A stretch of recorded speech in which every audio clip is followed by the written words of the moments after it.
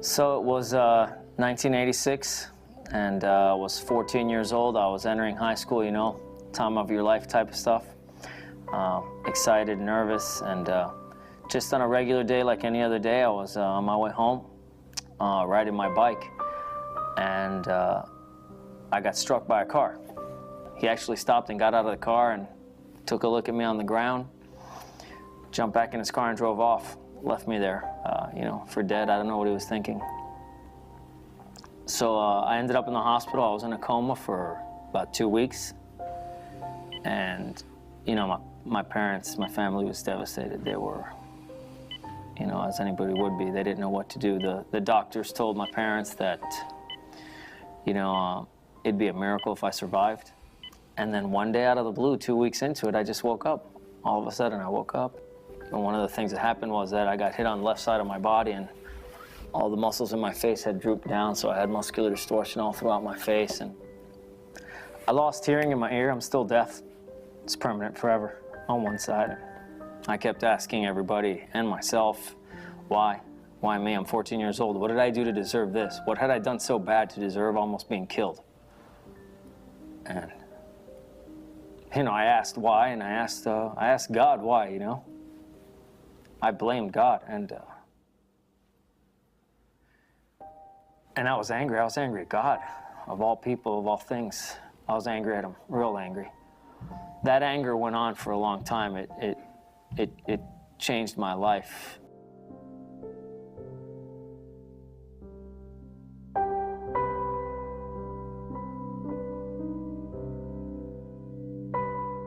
And at the same time, you know, this accident has remained a mystery to me. I pursued the police officer who was investigating the case, and I pursued him relentlessly.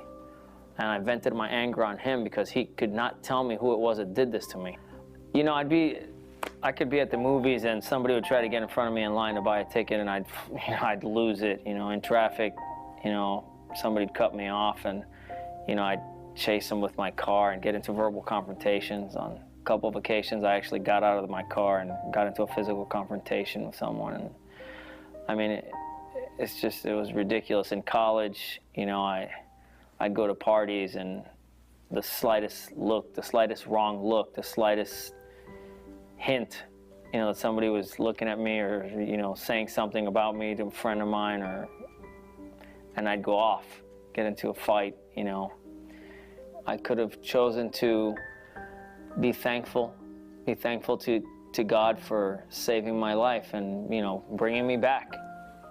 Or I could have chosen to be resentful and full of hatred and anger towards God for what he did to me. And, you know, for a long time I chose the wrong path.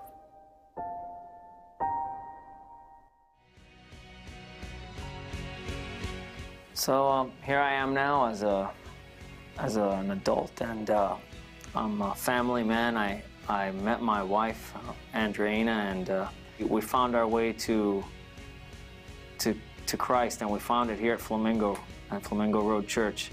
You know, I'm volunteering. I help welcome people, make them feel welcome, make them feel comfortable like I never did before. And now in my professional life as an assistant principal at a high school, you know, I work with teenagers all day long. And, you know, now I have an opportunity to try to help them through some tough situations, some unbelievable situations. And now I don't just have my own experience to share, but I have somebody else that can help. I have Christ in my life, and I have that. You know, unexpected things can happen to you in life that fill you with anger.